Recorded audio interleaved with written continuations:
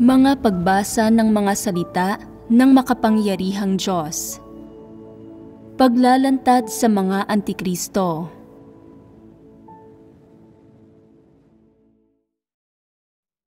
Ika-10 item.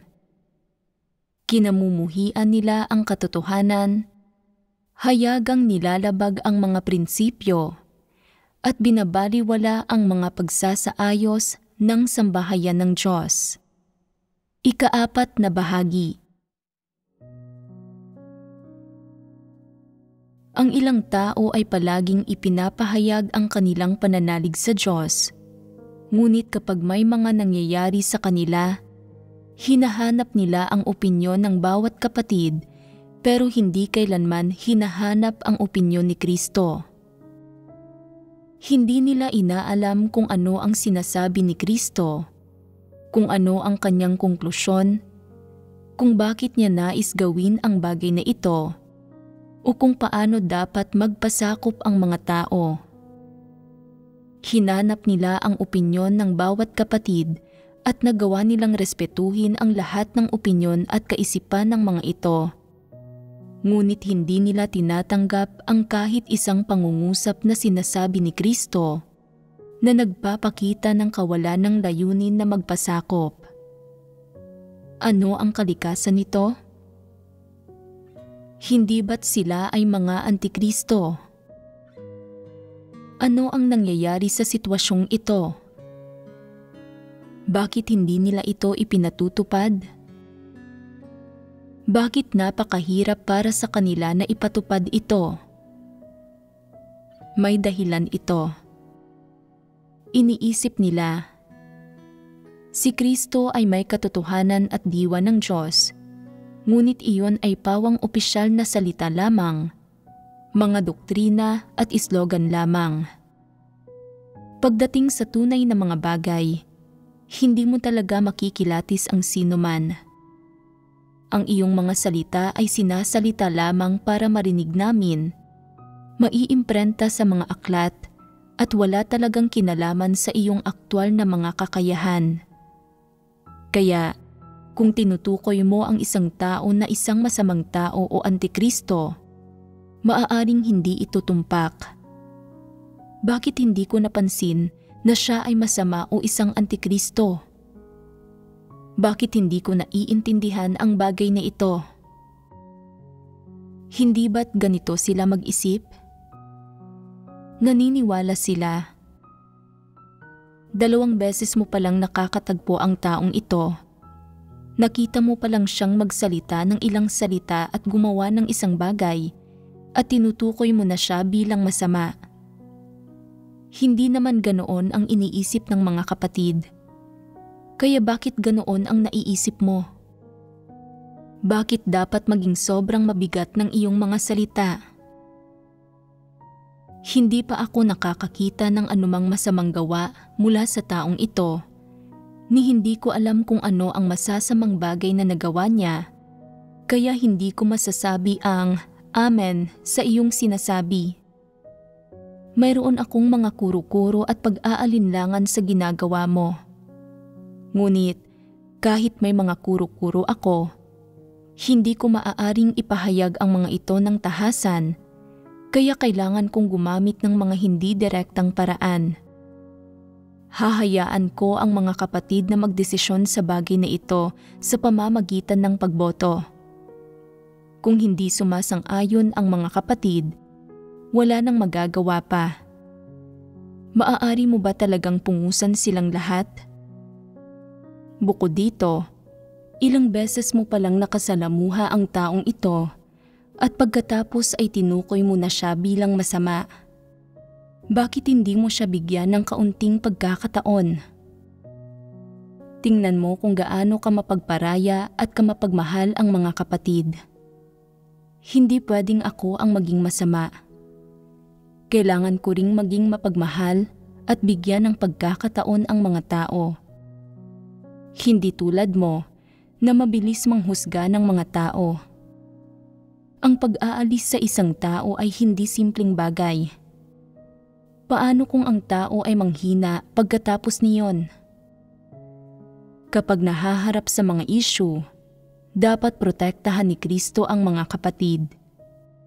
Dapat niyang pagpasensyahan ang anumang kahangalan, paghihimagsik o kamangmangan ng mga kapatid at hindi maging mapagdesisyon at walang pagmamahal. Hindi ba't ang Diyos ay dapat na labis na mahabagin? Saan na napunta ang habag na iyon? Ang pagtukoy sa sino mang hindi mo gusto bilang masama at naising palayasin sila, hindi iyon sumusunod sa mga patakaran. Ang mga ito ay mga kuro-kuro, hindi ba? Kapag si Kristo ay gumagawa ng isang bagay o nagpapasya, kung hindi sila sumasang-ayon dito, nagiging mahirap itong ipatupad. Sila ay nagdadalawang isip, gumagamit ng iba't ibang dahilan at paraan upang sumalungat.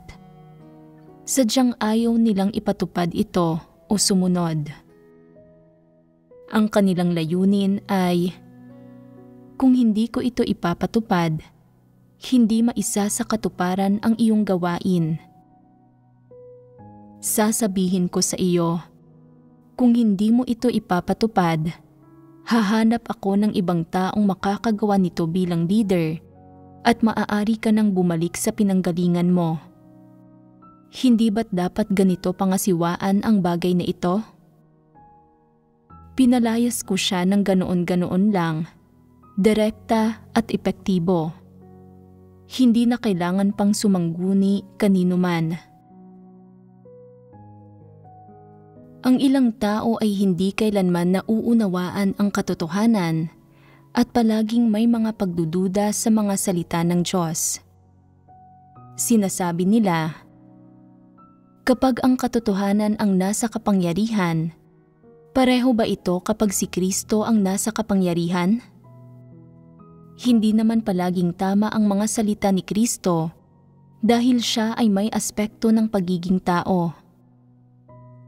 Hindi nila matanggap na si Kristo ang nasa kapangyarihan. Kung ang Espiritu ng Diyos ang nasa kapangyarihan, wala silang magiging mga kuro-kuro.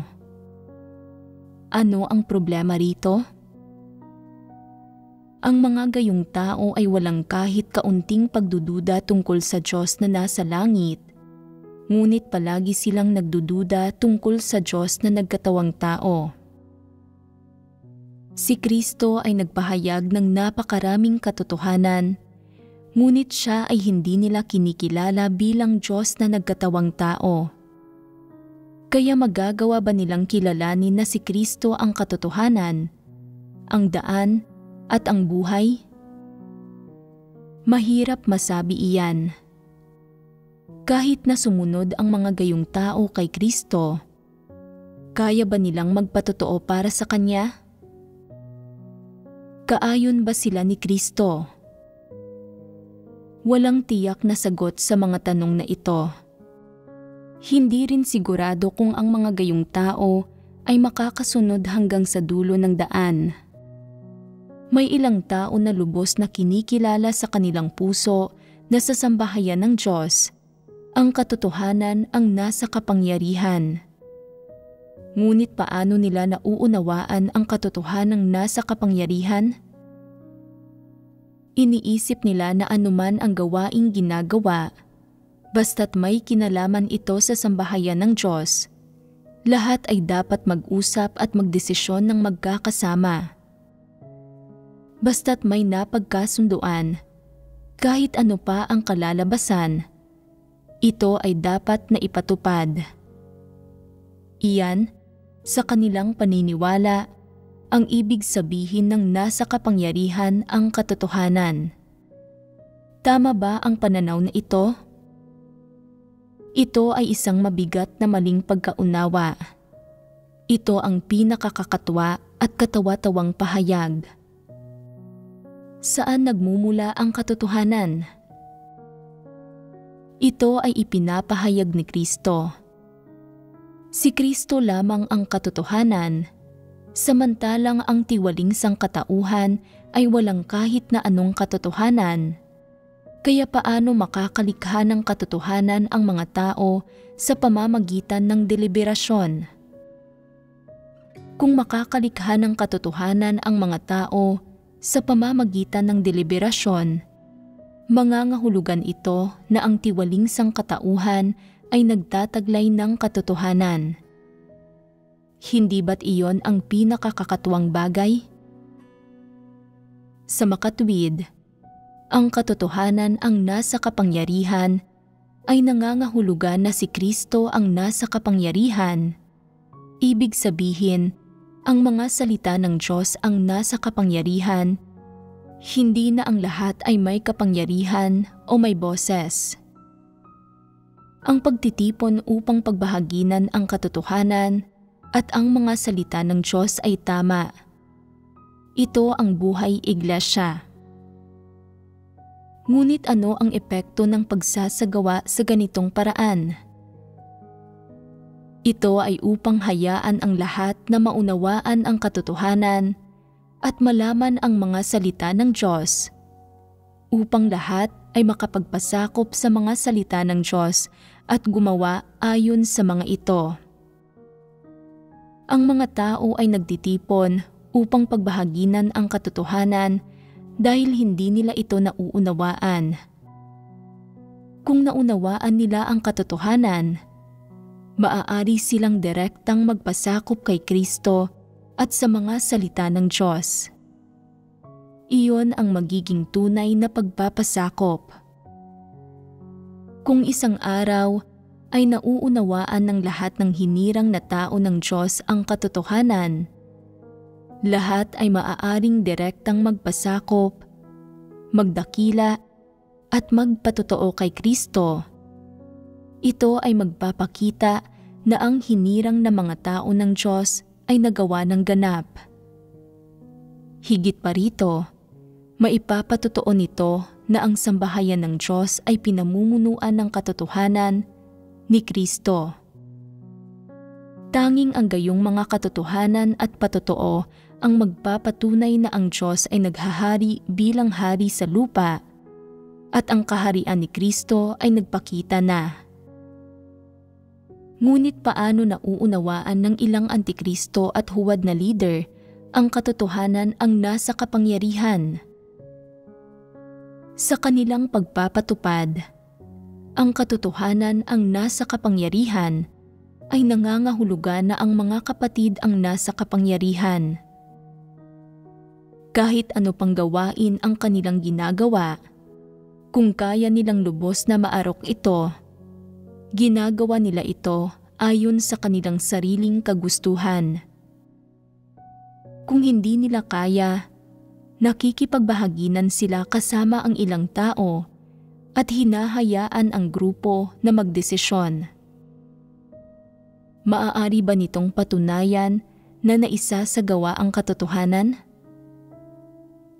Ang desisyon ba ng grupo ay automatikong umaayon sa mga layunin ng Diyos? Maaari bang magdulot ng pagiging nasa kapangyarihan ng katotohanan ang gayong pagsasagawa? Kaya ba nitong maipatotoo na si Kristo ang nasa kapangyarihan sa sambahayan ng Diyos? Itinuturing nila ang pagtulot sa mga kapatid na magpahayag ng mga opinyon, magtalakay ng kanilang mga pananaw, at sa huli ay may mapagkasunduan at gumawa ng mga desisyon bilang pagiging nasa kapangyarihan ng katotohanan. Ipinapahiwatig na ang mga kapatid ang mga tagapagsalita para sa katotohanan, na sila ay katumbas ng katotohanan mismo. Tama ba ang ganitong pagkaunawa? Malinaw na hindi. Ngunit ang ilang antikristo at huwad na mga leader ay talagang kumikilos ng ganito at ipinatutupad ito ng gayon. Iniisip nila na sa paggawa nito, isinasagawa nila ang demokrasya, na gumagawa sila ng demokratikong desisyon at na dapat itong gawin sa ganitong paraan, umaayon man ito sa katotohanan o hindi. Ano ang diwa ng pagkilos ng ganito? Ang mga bagay bang napagdesisyonan na ng demokratiko ay automatikong umaayon sa katotohanan? Automatiko bang kumakatawan ang mga ito sa Diyos? Kung ang demokrasya ay ang katotohanan, hindi na kailangan pang ipahayag ng Diyos ang katotohanan. Hindi ba't sapat nang hayaan na lang ang demokrasya na maghari? Kahit gaano pa isagawa ng tiwaling sangkatauhan ang demokrasya, hindi nito kayang lumikha ng katotohanan sa pamamagitan ng pagsasagawa ng demokrasya. Ang katotohanan ay nagmumula sa Diyos, mula sa mga pahayag ni Kristo. Kahit gaano pa katugma ang isang pamamaraan ng tao sa mga ideya o panlasa ng tao, hindi ito maaaring kumatawan sa katotohanan. Ito ay isang katunayan. Ang diwa ng mga pamamaraan ng mga huwad na leader at ng mga antikristo, sa likod ng pagkukunwaring ang katotohanan ang nasa kapangyarihan, ay ang ganap na isantabi si Kristo, palitan si Kristo ng demokrasya, at palitan ang pamumuno ni Kristo ng paraan ng pangkalahatang pagbabahaginan at demokratikong pamumuno. Madali bang makilatis ang kalikasan at mga kahihinatnan nito? Ang mga taong mahusay kumilatis ay dapat na makita ang mga ito.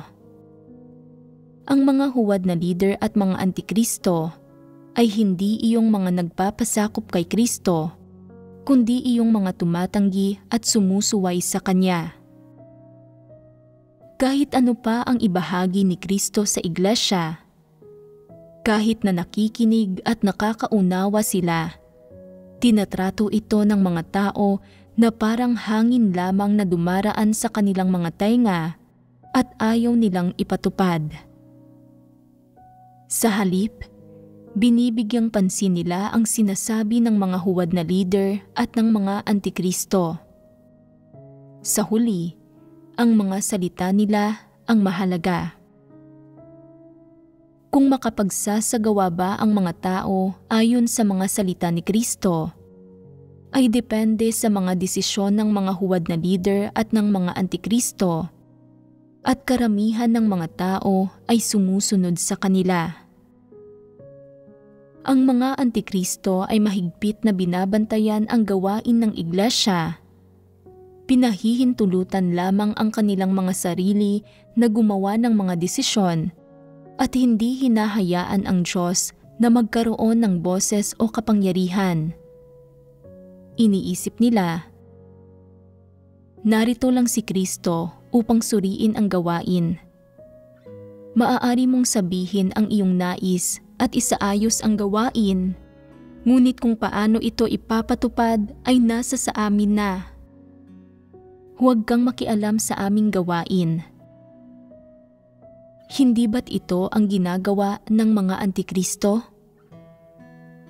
Palaging sinasabi ng mga antikristo, lahat ng mga kapatid ay nagbahaginan, o lahat ng mga kapatid ay may napagkasunduan na. Ang mga nagsasabi ba ng mga gayong bagay ay tunay na nakakaunawa sa katotohanan? Sino ang mga kapatid?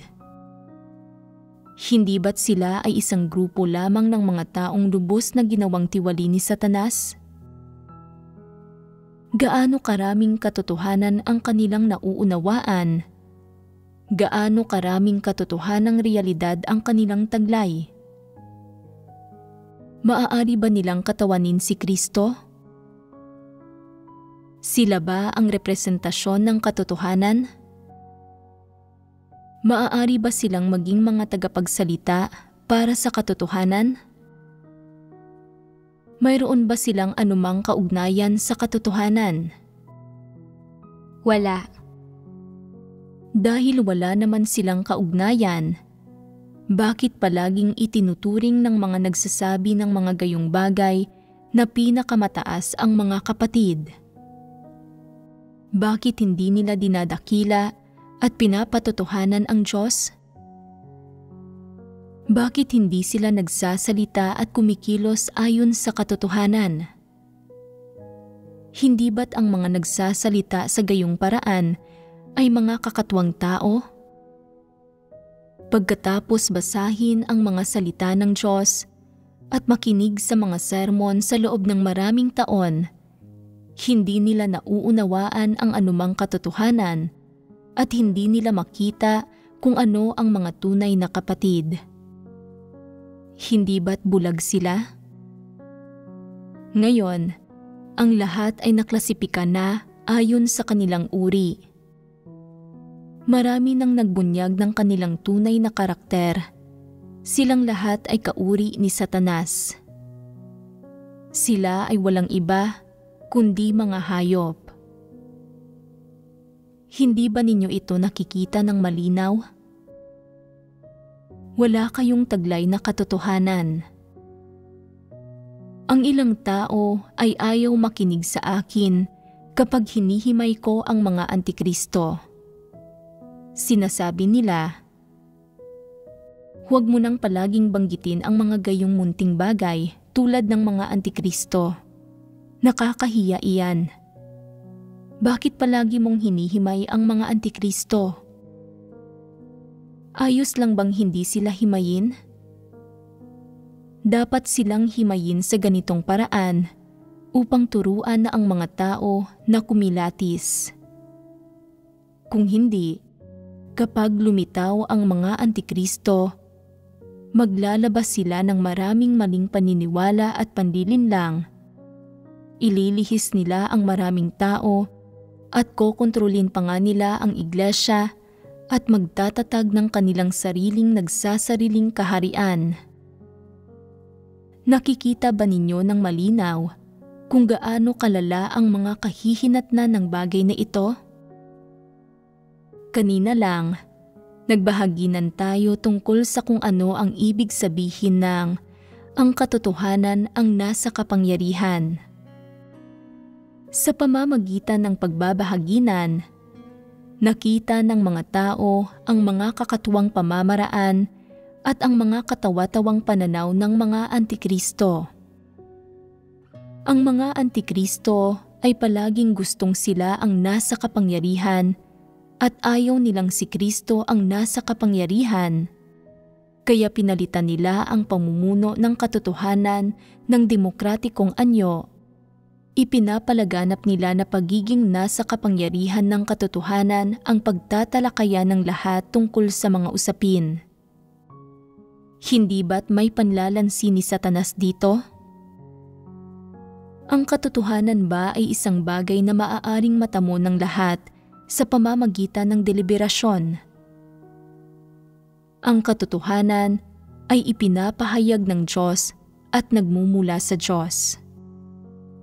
Bakit hindi ninyo direktang maisagawa ang mga salita ng Diyos?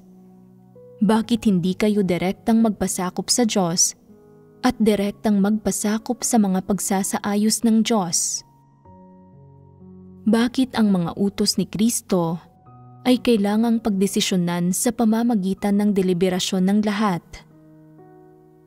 Hindi ba't ito ay pagpapakana ni Satanas? Ang mga antikristo ay madalas magpakawala ng mga teorya upang ilihis ang mga tao. At kahit ano pang gawain ang kanilang ipatupad, sila ang may huling salita, ganap na lumalabag sa mga katotohanang prinsipyo. Kung titingnan ito mula sa mga pagpapamalas ng mga antikristo, ano ba mismo ang kanilang disposisyon? Sila ba ay mga taong nagmamahal sa mga positibong bagay at nagmamahal sa katotohanan? Mayroon ba silang tunay na pagpapasakop sa Diyos? Ang kanilang diwa ay ang pagiging tutol at pagkamuhi sa katotohanan. Bukod pa rito, sila ay napakayabang na wala na silang anumang pagkamakatwiran. Wala sa kanila kahit ang pangunahing konsensya at katwiran na dapat taglayin ng mga tao. Ang mga gayong tao ay hindi karapat-dapat tawaging tao. Sila ay matatawag lamang na kauri ni Satanas. Sila ay mga dyablo. Ang sinumang hindi tumatanggap sa katotohanan kahit kaunti ay isang dyablo. Walang kaduda-duda rito. Mayroon ding ilang tao na mayroong hindi mapagpakumbaba pero hindi rin naman mayabang na saloobin sa mga salita ni Kristo. Hindi sila nagpapahayag ng ganap na pagtanggap at hindi rin naman sila sumasalungat. Kapag si Kristo ay nagsasalita, nagbabahagi ng katotohanan, nangingilatis ng isang individual o nag-aatas ng isang gawain, mukhang nakikinig sila at nagsusulat, nagpapakita ng pagiging seryoso at ng pakikipagtulungan. Maingat silang nagtatala tungkol sa lahat ng bagay, nagsusulat ng iba't ibang bagay na para bang napaka-interesado nila sa katotohanan at lubos na pinahahalagahan ang mga sinasabi ni Kristo, na para bang talagang minamahal nila ang katotohanan at hindi natitinag ang katapatan nila kay Kristo. Ngunit makikita ba mula sa gayong mabababaw na pangyayari ang saloobin ng mga taong ito sa katotohanan, ang kanilang disposisyon at ang kanilang diwa? Hindi. Ang mga gayong tao ay mukhang nagsusulat ng mga tala at nakikinig, ngunit sa puso nila ay ano ba talaga ang iniisip nila? Kapag tinitingnan nila ang kanilang mga tala, iniisip nila, ano ba ang lahat ng ito? Wala man lang ni isang kapaki-pakinabang na linya. Walang tila mataas o naaayon sa katotohanan. Ni wala ring tila lohikal para sa akin. Mas mabuti pang punitin ko na lang ito. Hindi ba't isa itong uri ng saloobin? Nakakita na ako ng maraming tao na tumatango at nagpapakita ng iba't ibang ekspresyon sa mukha habang nakikinig sa mga sermon at nagsusulat din ng mga tala. Ngunit pagkatapos, hindi talaga nila ito siniseryoso. Hindi nila natatandaan kung ano ang dapat nilang ipatupad, ni isinasa puso o isinasagawa ito. Tungkol naman sa pagsasagawa sa dapat nilang isagawa, mas malamang na hindi iyon mangyayari. Ang kanilang dapat ipatupad ay may kinalaman sa gawain ng sambahayan ng Diyos at sa kanilang tungkulin, at ang dapat nilang pasukin ay may kaugnayan sa kanilang personal na pagpasok. Hindi nila ipinatutupad ang dapat nilang ipatupad, at lalo nang hindi nila sineseryoso ang kanilang personal na pagpasok. Sinasabi na ang bawat pangungusap na binibigkas at ipinapahayag ni Kristo ay ang katotohanan, ang dapat pasukin ng mga tao, na ito ay pawang ang katotohanan, ang daan at ang buhay. Ngunit wala akong makitang anumang katotohanan o daan sa aking isinusulat sa bawat pagkakataon, at hindi ko rin nararamdaman na ito ay buhay. Kaya paano matutupad ang pahayag na si Kristo ay may diwa ng Diyos? Paano ito maisa sa katuparan? Paano ito tutugma sa nakikita ko? Hindi ito madaling maitutugma. Sinasabi ng ilang tao, kung ganito ang kanilang saloobin pagkatapos makinig, bakit pa sila nagsusulat ng mga tala? Mukha naman silang may maayos, seryoso at responsabling saloobin. Ano ang nangyayari? Isa lang ang dahilan. Kung ang taong hindi nagmamahal sa katotohanan at labis na tutol dito ay nagagawang magmukhang lubos na masigasig at tutok kapag nagsasalita si Kristo, Ang tanging layunin nito ay walang iba kundi ang iraos lang ang mga bagay-bagay, hindi ang tunay na pagtanggap. Sa tuwing sila ay nagbabasa ng mga salita ng Diyos o nakikipag-ugnayan kay Kristo at nakikipag-usap sa Kanya, ang nakikita nila ay hindi ang di umano'y pagiging mataas, di maarok o kamangha-mangha ng Diyos, kundi ang Kanyang pagiging praktikal, normal at hindi mahalaga. Sa makatwid, mula sa kanilang sariling pananaw at posisyon, imposibleng maiugnay nila ang mga salita ng karaniwang taong ito sa katotohanan, daan o buhay. Paano man nila tingnan ang taong ito, tao lamang ang kanilang nakikita. Hindi nila siya kayang ituring na Diyos o Kristo. Kaya, imposibleng ituring nila ang mga napakakaraniwang salitang ito bilang ang katotohanan na dapat sundin, isagawa at gamitin bilang gabay sa pamumuhay, isang mithiin para sa pag-iral at iba pa. Nababagabag sila rito. Sinasabi nila, bakit hindi ko makita ang anumang katotohanan sa mga karaniwang salitang ito? Paano ninyo ito nakikita? Hindi ba't mga karaniwang salita lamang ang mga ito? Ang mga ito ay wika ng tao, teksto ng tao, gramatika ng tao, gumagamit pa nga ng ilang parirala at bokabularyo ng tao at hinihimay ang ilang kasabihan at aspekto ng kultura ng tao. Paanong tinataglay ng mga salitang ito ang katotohanan? Bakit hindi ko ito makita? Dahil sinasabi ninyong lahat na ito ang katotohanan, susundan ko na lang kayo at gagayahin ko kayong lahat. Magsusulat ako ng mga tala dahil iyon ang ginagawa ng lahat. Bagamat itinuturing ninyo siya bilang ang katotohanan, hinding-hindi ko siya itinuturing na ganoon.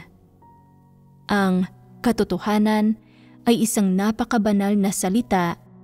Dapat ito ay isang napakataas na bagay. Pagdating sa katotohanan, ito ay may kinalaman sa Diyos. At kapag may kinalaman ito sa Diyos, hindi ito maaaring maging masyadong ordinaryo, masyadong walang halaga, masyadong karaniwan. Kaya, paano man ako magsiyasat at magsuri, hindi ako makakita ng anumang tanda ng Diyos sa Kanya. Kung walang tanda ng Diyos sa Kanya, paano niya tayo maililigtas? Imposible iyon.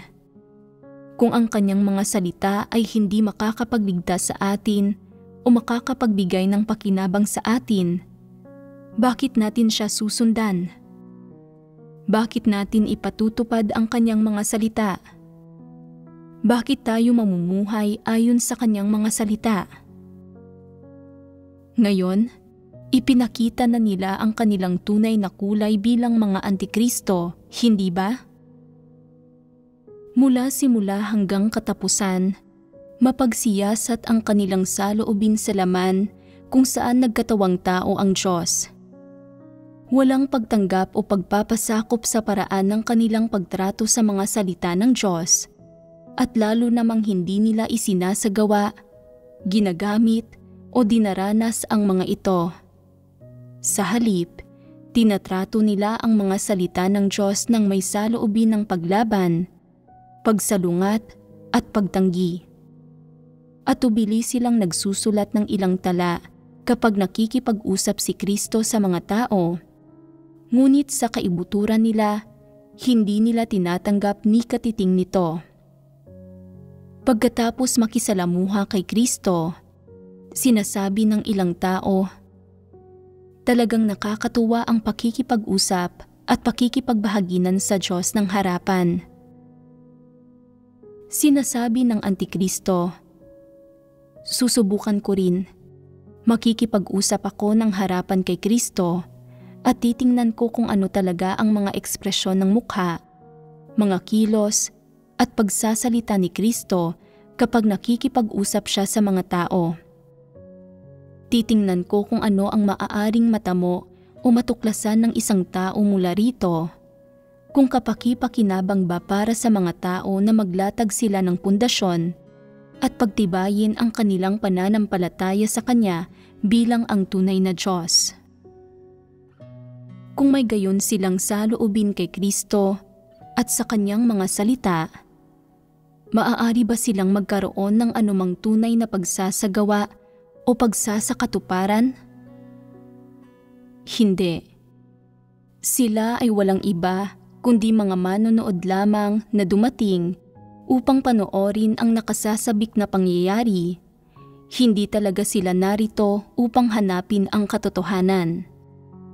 Sa tingin ninyo, ang saloobin ba ng mga taong ito sa pagtrato kay Kristo at pakikipag-usap sa Kanya ay medyo katulad ng sa isang grupo ng mga babaeng magkakapitbahay na nagdadaldalan sa balkonahe, kung saan ang pakikipag-usap sa isa't isa ay hindi nangangailangan ng pagiging taimtim at ang lahat ay basta na lamang sinasabi ang gusto nila? Ganito rin ang pagtrato ng mga taong ito kay Kristo. Ipinapahayag mo ang iyong mga pananaw, panghahawakan ko naman ang akin. Tanggapin na lang natin na magkaiba ang pananaw natin.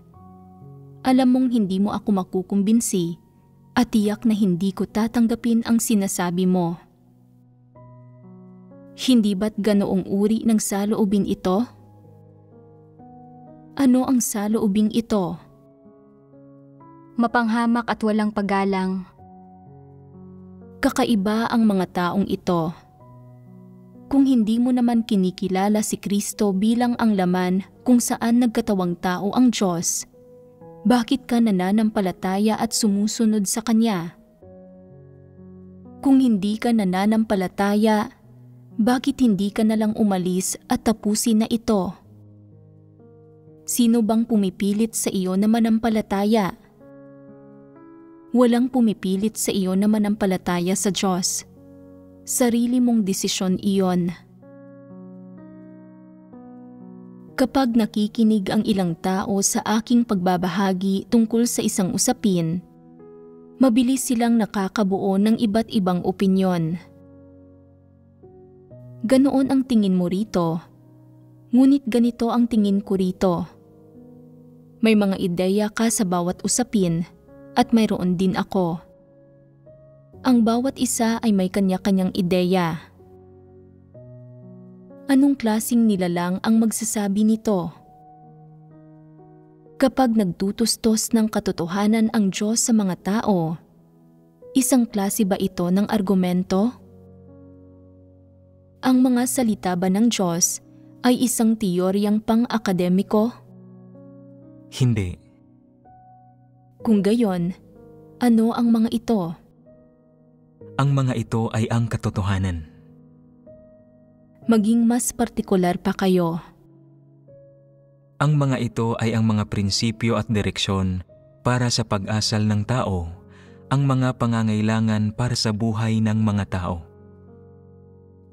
Bakit natin sinasabing ang Diyos ay nagtutustos ng katotohanan sa mga tao? Nasabi na ba kailanman na siya ay nagtutustos ng kaalaman? Bakit natin sinasabing ang mga salita ng Diyos ay para kainin at inumin ng mga tao? Ang mga salita ng Diyos ay tulad ng pagkain ng mga tao. Kayang tustusan ng mga ito ang iyong katawan at hayaan kang mabuhay. At higit pa rito, tinutulutan ka ng mga ito na mamuhay ng maayos. Tinutulutan kang mamuhay ng may wangis ng isang tao. Ang mga ito ay buhay para sa isang tao. Ang mga salita ng Diyos ay hindi isang uri ng kaalaman, argumento o kasabihan. Ang kaalaman, mga argumento at tradisyonal na kultura ng tao ay maaari lamang gawing tiwali ang mga tao. Kayang mabuhay ng mga tao mayroon man o wala ng mga ito. Ngunit kung nais ng isang tao na mabuhay at maging isang karapat-dapat at kalipikadong nilikha, hindi niya ito magagawa nang wala ang katotohanan. Kaya, ano ba talaga ang katotohanan? Ito ang pamantayan para sa pag-asal, pagkilos, at pagsamba ng tao sa Diyos. Tama, mas partikular iyan. Ganito ba ang tingin dito ng mga antikristo? Hindi nila tinatanggap ang katunayang ito. Tinututulan, nilalabanan, at kinokondina nila ang katunayang ito, kaya hindi nila makakamit ang katotohanan. Sa kanilang mga kaisipan at pananaw, iniisip nila, isa kang ordinaryong tao lamang. Nagsasabi ka ng isang bagay, at ang ibang tao ay nagsasagawa ayon sa iyong mga salita. Kaya bakit hindi ako maaaring magsabi ng isang tamang bagay at ipagawa rin ito sa mga tao? Bakit palaging tama ang sinasabi mo at ang sinasabi ko ay palaging mali? Bakit itinuturing na katotohanan ang iyong mga salita, samantalang ang sa akin ay itinuturing na kaalaman at mga doktrina? Hindi ito batay sa anumang bagay. Ito ay isang katunayan at iyon ay tinutukoy sa diwa. Si Kristo ang laman kung saan nagkatawang tao ang Diyos at ang kanyang diwa ay ang Diyos. Walang sino man ang makapagkakaila nito. Kahit patumanggi ang mga antikristong kilalanin o tanggapin ito, hindi nila ito maikakaila. Kapag ang tao ay tumalikod kay Kristo at tumanggi sa Kanya, iyon ang sandali ng pagkalipol ng tao. Kung wala si Kristo at ang Kanyang mga salita, walang sino mang maliligtas. Hindi ba't isa itong katunayan? Anong uri ng pagpapatibay ang maibibigay sa mga tao ng mga salita at teoryang iyon ng mga antikristo?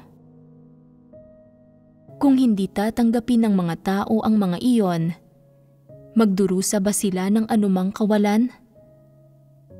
Hindi. Walang magiging kawalan.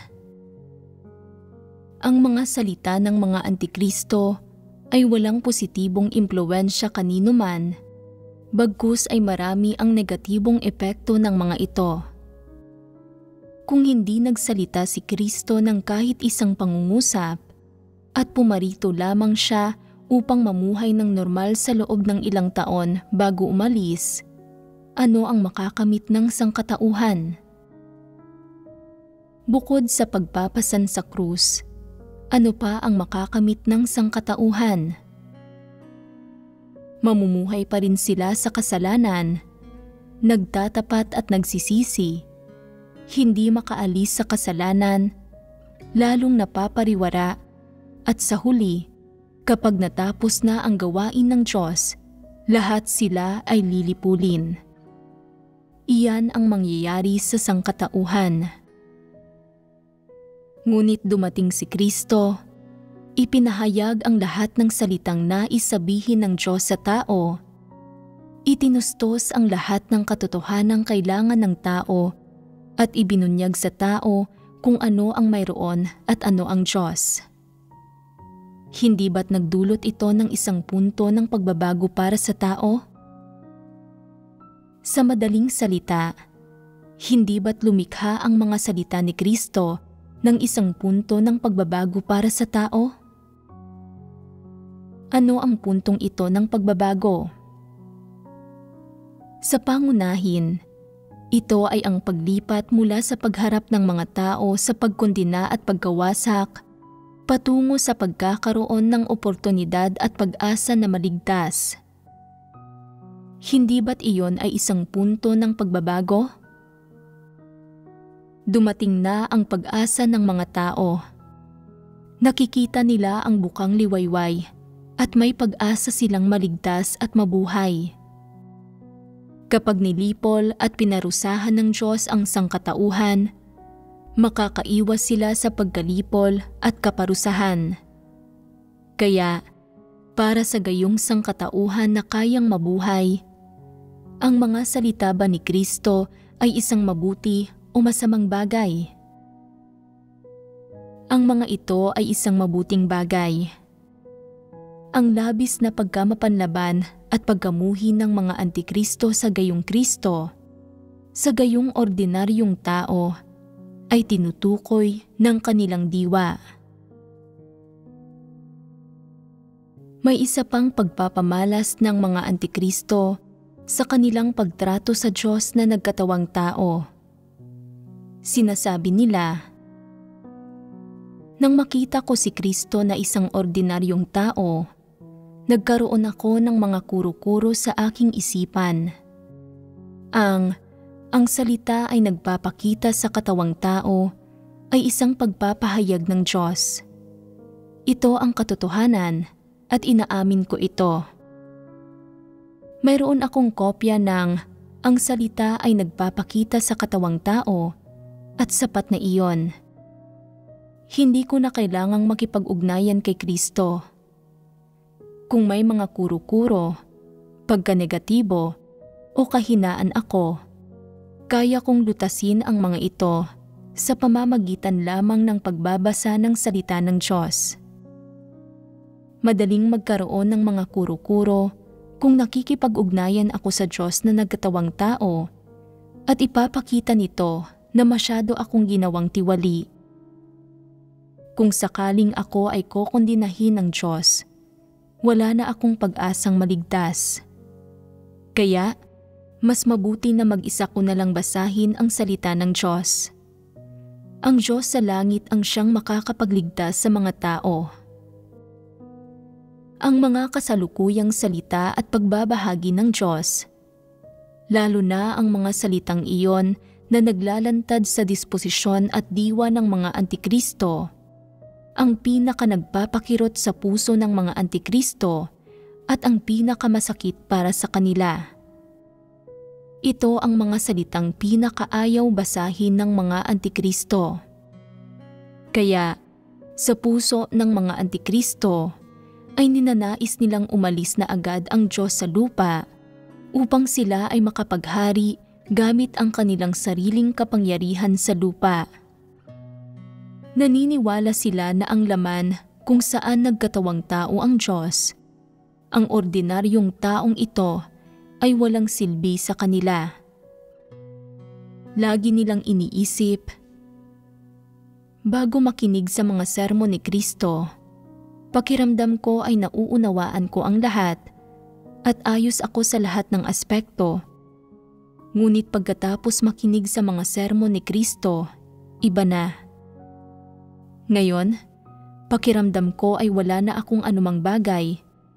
Pakiramdam ko ay napakawalang halaga ko at kaawa-awa ako. Kaya, ipinagpapalagay nila na ang mga salita ni Kristo ay hindi sila ang inilalantad kundi ang iba.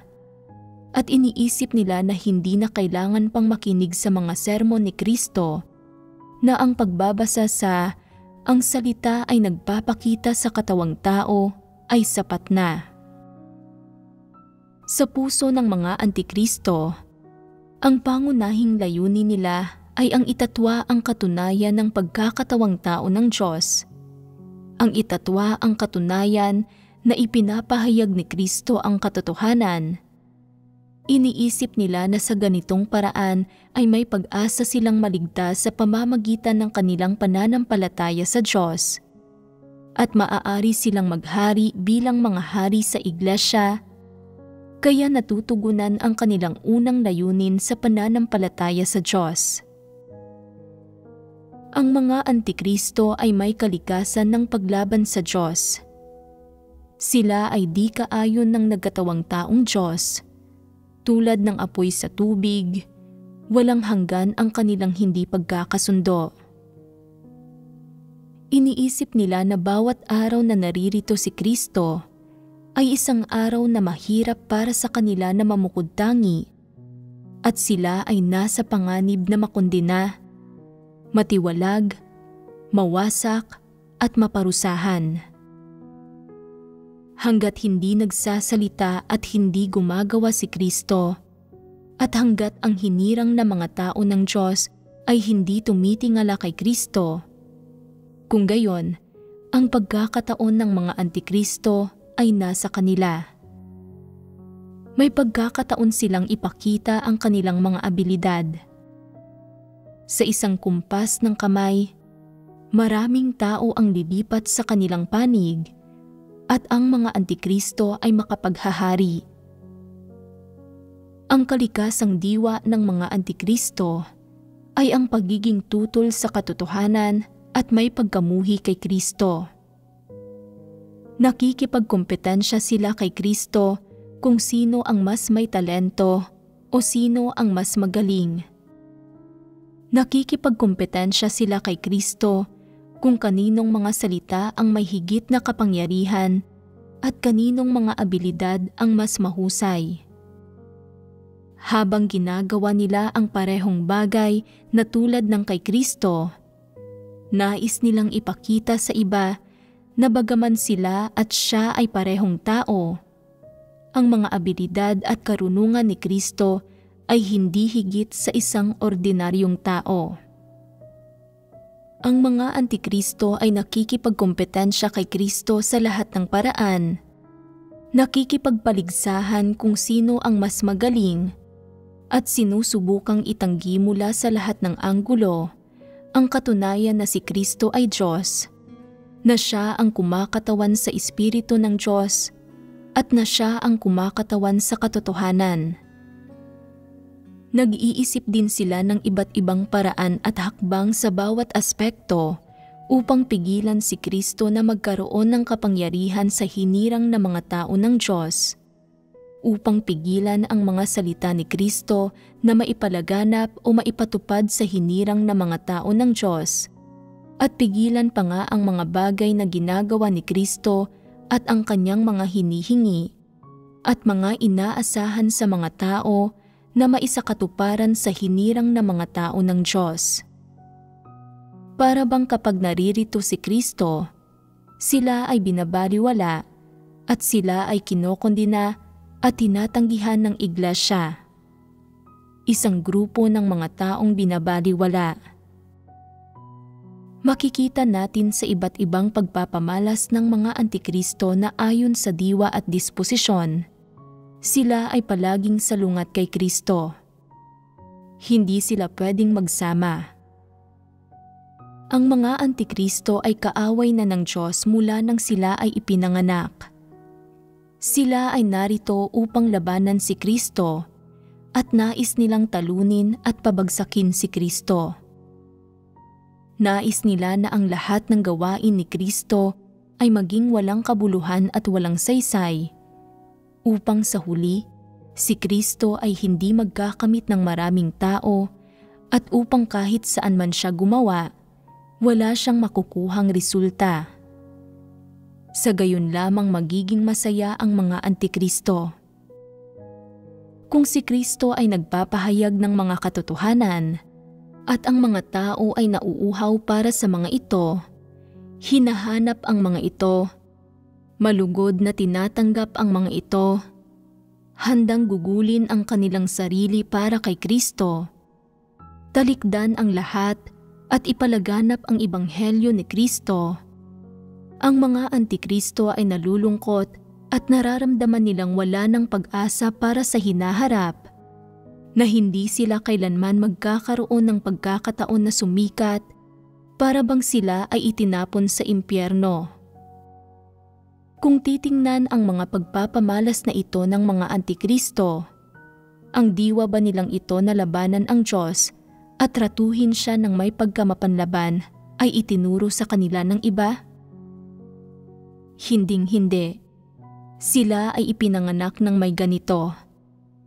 Kaya, ang mga antikristo ay isang uri ng tao na mula nang sila ay ipinanganak ay ang reenkarnasyon ng dyablo, ang dyablo na dumating sa lupa. Hindi nila kailanman matatanggap ang katotohanan at hindi nila kailanman matatanggap si Kristo, dadakilain si Kristo, o hindi sila kailanman magpapatotoo kay Kristo. Bagaman sa panlabas, hindi mo sila makikita na hayagang hinahatulan o kinokondena si Kristo, at bagaman masunurin silang gumugugol ng kaunting pagsisikap at nagbabayad ng halaga, sa sandaling magkaroon sila ng pagkakataon, kapag tamang oras na, ang pagsalungat ng mga antikristo sa Diyos ay ipapakita ng sarili nito. Ang katunayan na lumalaban ang mga antikristo sa Diyos at nagtatatag ng isang nagsasariling kaharian ay maisa sa publiko. Ang lahat ng bagay na ito ay nangyari na dati sa mga lugar kung saan may mga antikristo. At lalo nang dumalas ang mga ganitong kaganapan sa mga taon na ito, kung kailan ang Diyos ay gumagawa ng kanyang gawain ng paghatol sa mga huling araw. Maraming tao ang nakaranas at nakasaksi sa mga ito.